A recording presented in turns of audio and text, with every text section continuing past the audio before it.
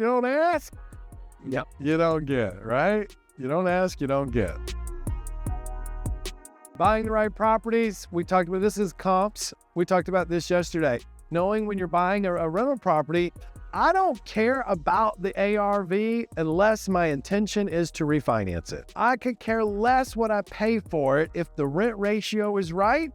But what I do care is if the intention for me is to refinance out. Make sense? Because then I got to hit that 80-20 rule, or so that I know I'm going to meet whatever I think the appraisal is going to be and pull out 80% if I have 80% in it. Most of the times I don't have that much in them. But that's the only time I care about what the value is if the intention is for a BRRRR. I mean, like that townhouse I'm going to pay $55,000 for.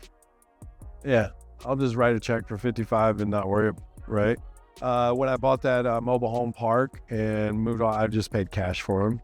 So I was shocked and buy a $20,000 trailer and it rents for $850 a month. I was like, man, I need more trailers. Try to find a trailer right now, though. Holy moly. I just got a mobile home park. I just got another one I'm making an offer on off 72. Highway 72 on the way to Athens. The lady anyways, it's got 14 trailers on it now. It's got commercial frontage on the front with a commercial building, and it's got another 3 acres in the back that they just got approved by the city to put another 10 trailers in. And I found her sweet spot. Hi. She wants to retire and move to Panama City Beach, Florida. I said, that's amazing. I used to be a bartender down by Spinnaker's. She goes, oh, I'm moving in the condo units next door. And I was like, the Summit? She's like, yes. I'm like, oh, that's amazing. And I just kept pushing that pain. Boy, I bet you being on that beach is where you're wanting to be at right now. I'm like dealing with all these tenants. Oh my goodness. So then I get her to her office and I get her to acknowledge seller financing. And I said, look, how much do you owe on this? She's like, oh, maybe 100,000. I was like, oh, that's going to be a big tax bill. She goes, I didn't think about that. So, well, I can help you with that.